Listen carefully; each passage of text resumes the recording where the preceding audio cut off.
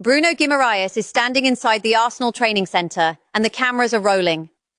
He is smiling, wearing the home shirt, and he is saying something that tells you everything about where his head is right now. He says he is ready to play, even if the club needs him in goal. That is not a throwaway line. That is a player who has just walked into a dressing room as the new signing at the reigning Premier League champions, and he wants everyone watching to know he understands the size of the shirt he is wearing. This is not the start of a rumour, this is a completed transfer. Gimmeas has left Newcastle United, and he is now an Arsenal player. But around him, in the same 48 hours, there is a swirl of separate stories, some confirmed, some still just noise, that together paint a picture of a club trying to finish a summer rebuild before the window closes. One centre-back target has been named as the priority. One midfielder from Argentina has just had his exit blocked by his own manager. One winger's future may not even be at Arsenal beyond this season. And one rivalry that almost never produces transfer business is suddenly being talked about seriously. I want to walk you through every piece of this puzzle exactly as it stands right now, separate the confirmed facts from the speculation, and tell you what each piece actually means for Arsenal. Here is what is at risk if Arsenal get this wrong. William Saliba is facing a spell on the sidelines through injury. That is a confirmed problem, not a rumour, and it means the reigning champions are already short at centre-back before a ball has even been kicked in anger this season. If the club cannot bring in cover, or if they bring in the wrong profile of player, that backline gets exposed in a title defence. At the same time, there is a version of this summer where Arsenal spend well over £100 million and still end up short of attacking depth if Gabriel Jesus leaves and no replacement arrives in time. There is a version where a winger who has been central to the squad for years walks away for nothing next summer because his contract situation is not resolved. And there is a version where a long-shot move for one of the most talked-about centre-backs in world football never gets off the ground because a rival simply refuses to sell. Before I break all of this down, if you want the full picture on every one of these situations as they develop, this is exactly the kind of analysis I do every single day. So hit that subscribe button now, because some of these stories are going to move fast, and I will be tracking every update. Now let's go through it, story by story, starting with what has been circulating across social media in the last 24 hours, and then moving into the wider transfer landscape. Julian Alvarez, blocked at the source. The first post making the round says Diego Simeone has insisted Julian Alvarez is not for sale. Sky Sports News is being cited as the source connecting the Atletico Madrid forward to Arsenal, Barcelona and Real Madrid. But the Atletico manager is shutting the door before it even opens. Here is my read on this. When a manager comes out publicly and says a player is not for sale, that is usually one of two things. Either the club genuinely has no intention of selling and wants to kill speculation before it becomes a distraction, or it is the opening move in a negotiation designed to drive the price up. Given how firmly this is being reported, and given that this sits alongside other reporting suggesting Alvarez himself would prefer a move to Barcelona rather than Arsenal, I would treat this one as a name to watch rather than a genuine live target. Arsenal have been linked, but the player's own preference and his club's public stance are both working against any move to North London right now. This is speculation, not confirmed business, and it should be treated that way by anyone getting excited about it. Ezri Konsa, the priority target. The second post is more encouraging if you are an Arsenal supporter hoping for defensive reinforcement. It states that Konsa remains the first and most important centre-back target from Aston Villa, that Arsenal are prepared to offer him a significant salary increase, and that a move to North London is described as an attractive idea for the player himself. This one carries more weight in my analysis for a simple reason. It lines up with a wider, separately reported need. Saliba is facing time out through injury. Arsenal do not currently have the depth at centre-back to absorb that kind of absence during a title defence without exposing themselves. A move for Konsa is not just transfer gossip sitting in isolation, it is a rumour that matches a confirmed structural need in the squad. That does not make it done business, but it does make it the most logically consistent story of the 9 we are covering today. When the interest, the willingness to pay above market wages, and the player's own openness to the move are all pointing the same direction, that is usually a sign a deal has real substance behind it, even before medicals and official announcements happen. Bruno Gimmeas, the confirmed piece. The third post is the one confirmed transfer sitting inside this batch of stories, and it is the one I opened with. Gimmeas has spoken from inside the Arsenal training centre. His message was direct. He is ready to contribute wherever needed. He found facing Arsenal difficult in the past because of how they retain possession and defend collectively. And he sees this move as a major opportunity because he is joining the league champions. What stands out to me here is not just the willingness, it is the specific detail about what he found hardest playing against Arsenal. He is describing a team that keeps the ball and defends as a unit. That is a player who has studied his new team from the opposite dugout and understood exactly what makes them difficult to break down. That is a good sign for a new midfield addition. He is not walking in blind. He already respects the identity of the group he is joining, and that usually translates into a faster adaptation period. Cristian Romero, blocked by ownership, not just reported. The fourth post is the one I think deserves the most careful handling because it comes through Fabrizio Romano, and it is about as direct a denial as you will see in this business. The information here is that Tottenham's ownership and management have made a clear decision not to sell Romero to Arsenal, and that they will not even enter talks, specifically because of the rivalry between the two clubs. The caveat attached is important too. The situation is described as the club's stance as of today, with the door left open to change, and the transfer market is described as unpredictable. My analysis is this. This is not a case of Arsenal being priced out or losing a bidding war. This is Tottenham refusing to engage in a conversation at all, purely on the grounds of who the buying club is. That is a much higher barrier than a valuation gap. Valuation gaps get closed with money and time. A refusal rooted in rivalry is much harder to move. Because it is not about the numbers. It is about identity and pride. I would file this one under genuinely difficult rather than dead, because Romano himself is leaving the door open, but anyone expecting this to happen quickly or easily is not reading the situation correctly. This remains speculation with a very serious obstacle attached to it. Gabriel Martinelli, a contract situation, becoming a transfer situation. The fifth post reports that Galatasaray have opened talks to sign Martinelli. He has 2 years left on his current Arsenal deal, no extension has been agreed as things stand, and other clubs from Spain and Italy are also said to be interested, which the Post frames as a potential three-way battle for his signature. This is the story I think Arsenal supporters should actually be paying closest attention to, and here is why. This is not primarily a transfer story. It is a contract story that is turning into a transfer story because of inaction. A player with 2 years left and no extension in place is exactly the kind of situation that leads to a departure, either through a sale now to avoid losing him for less value later, or through a slow drift toward the final year of his contract where his price drops significantly. Martinelli has been a key contributor for this club for years.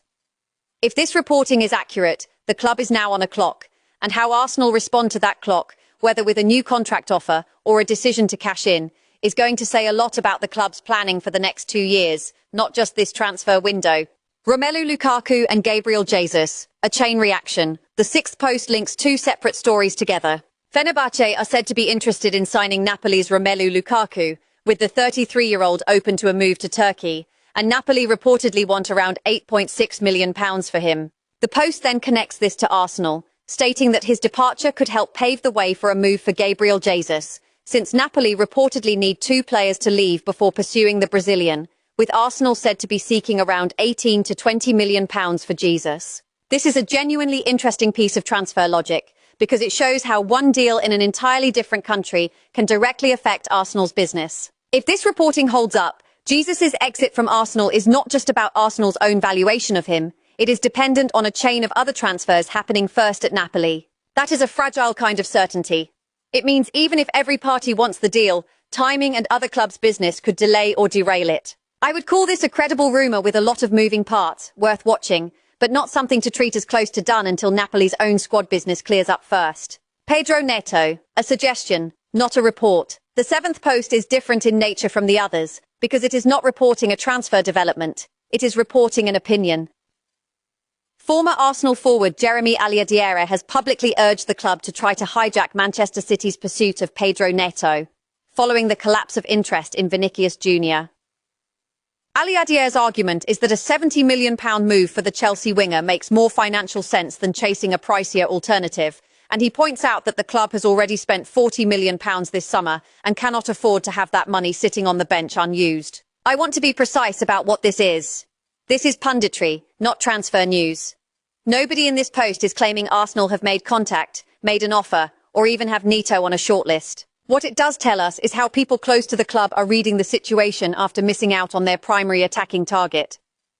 The logic itself is sound. If a squad already has depth spending sunk into a certain area, adding a proven Premier League tested option makes more sense on a value basis than reaching for a marquee name at inflated cost. But until there is actual reporting of contact between the clubs, this stays firmly in the category of suggestion rather than substance. Iliman and Ndiaye, a price before a conversation. The eighth and final post in this batch states that Everton will demand at least £100 million before they will even consider entering talks with Arsenal over Ndiaye. This is worth flagging for one specific reason. This is not a valuation gap in a negotiation. This is a club setting a floor before any conversation has started. That is usually a defensive tactic used by a selling club that does not actually want to sell, or that wants to make a potential buyer walk away without the seller looking difficult. A number like that, attached as a precondition just to start talking, tells me this is currently more of a defensive posture from Everton than an active negotiation involving Arsenal. I would not read too much into this beyond noting that the player has been linked and that any move, if it ever happens, would likely need a change in Everton's stance first. The wider transfer picture. Now let's step back from the individual social posts and look at the broader shape of Arsenal's summer, because three separate pieces of reporting give us a fuller picture of what has already happened and what might come next. The confirmed business. So far, Arsenal have already spent more than £100 million this summer. That is not speculation. That is the financial reality of the window so far. Piero Hincapié has joined on a permanent deal. Christos Solis has arrived. Illan Meslier has come in. And now Bruno Gimmeas has completed his move from Newcastle United, finalised at a reported £75 million. In his own words after signing, Gimmeas described wanting to win trophies and make history, and said he felt he was joining the right place to do exactly that. That signing alone reshapes the middle of the pitch. Gimmeas is 28 years old, arrives with Premier League experience already built up at Newcastle, and by his own account has spent years trying to break down Arsenal's possession game from the opposite side. Adding that profile of player, someone who already understands the identity of the team from direct experience competing against it, is a different kind of signing than bringing in someone unfamiliar with the league. Alongside the confirmed business, one major target has been ruled out entirely. Vinicius Jr. will not be joining Arsenal. He has signed a new 6-year contract at Real Madrid, closing that door for good. That is confirmed, not speculation, and it changes the shape of the rest of the summer significantly, because it frees up funds and attention that would otherwise have gone toward one of the most expensive deals in world football. With Vinicius Jr. no longer part of the equation, the reporting suggests Arsenal are looking to redirect resources toward at least 3 separate targets, together valued at around £193 million. That is a serious sum, and it tells you the club has not scaled back its ambition, it has simply redirected it. Ezri Konsa in full context. We touched on Konsa through the social post, but the fuller picture adds useful detail. He is 28 years old, came through London football with Charlton before a spell at Brentford, and joined Aston Villa back in 2019, following his manager at the time to Villa Park. His reported valuation sits at £60 million, and the fuller reporting suggests he would be open to the move, though that price tag could complicate negotiations. The connection to Saliba's injury is the key piece of context here. Arsenal are reportedly looking to add defensive reinforcement specifically because their first-choice centre-back is facing time-out. Konsa's familiarity with several current Arsenal players through England international duty is also being framed as a factor that could smooth an integration into the squad. When you combine a genuine defensive need, a player open to the move, and existing relationships already in place within the squad, this becomes one of the more logically sound pieces of business being discussed this summer, even though it remains unconfirmed as of now. Matías Fernandez Pardo, a genuine bidding situation. This is a name that had not come up in the social media posts, but it carries real weight in the broader reporting. Fernandez Pardo impressed at Lille last season, scoring 8 goals and earning a place in Belgium's World Cup squad.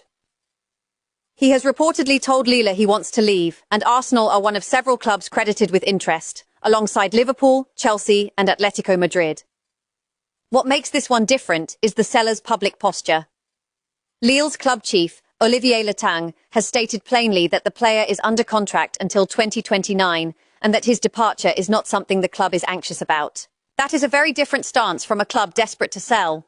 With a reported asking price in the region of £50 to £60 million and at least 4 major clubs credited with interest, this has the shape of a genuine auction rather than a one-club chase. If Arsenal want this player, they should expect to be competing directly against some of the biggest spenders in the league, and Lille's calm public stance suggests they are in no rush to accept a discounted bid from anyone. Francesco Pio Esposito, a direct competition with Manchester United. The third major target tied to that £193 million figure is Francesco Pio Esposito, And this one comes with a very specific piece of scouting information. Arsenal reportedly sent scouts to watch the 21-year-old Inter Milan striker during a pre-season fixture against fellow Milan side AC Milan. He is described as open to a move to England, though Inter are not expected to let him leave for less than £73 million. The context that makes this target relevant is Gabriel Jesus. If Jesus does leave this summer, and we already touched on the reported chain of events at Napoli that could enable exactly that, then Arsenal would need a new central attacking option, and Esposito is one name specifically being lined up for that role. But there is a serious complication.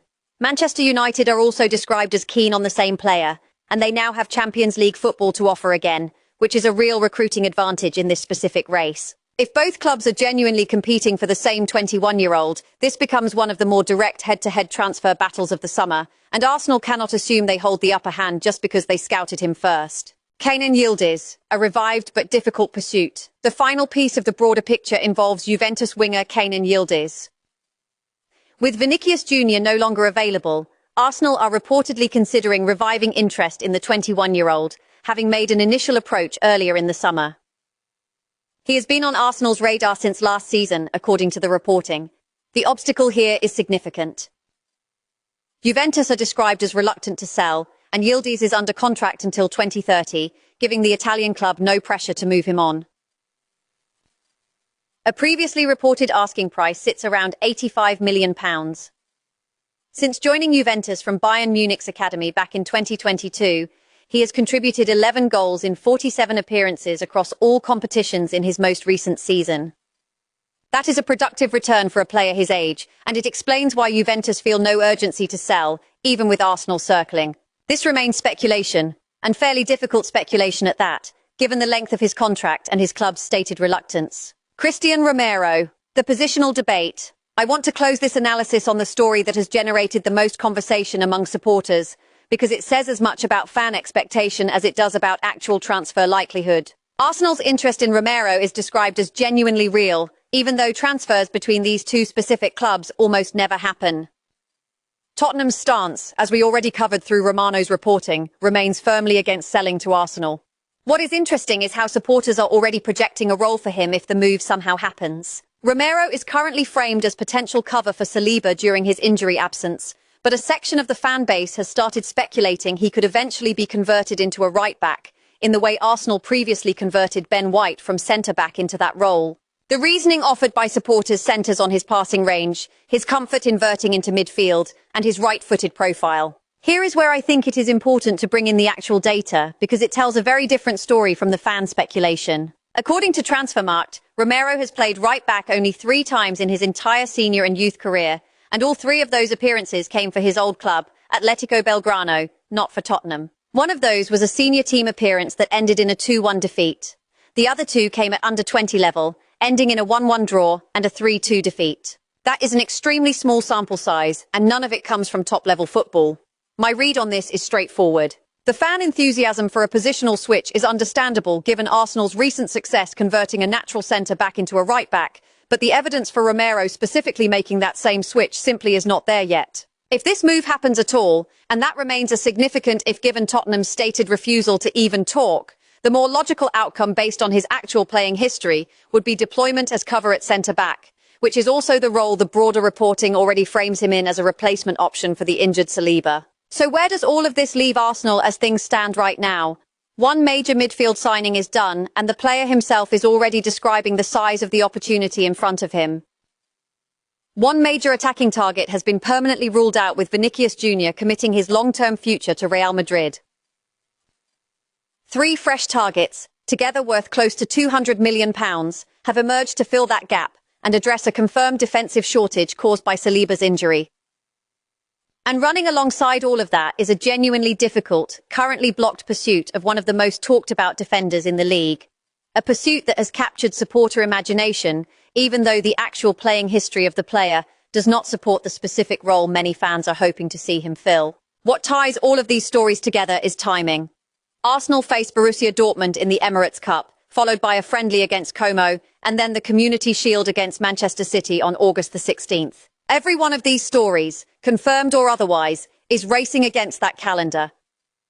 I will keep tracking every one of these situations as they move, separating what is confirmed from what is still just talk, because that distinction matters more than ever during a window this active. If you found this breakdown useful, make sure you are subscribed, because the next update on any one of these 9 stories could come at any moment, and I will be here to break it down the same way, fact by fact, with no exaggeration and no filler.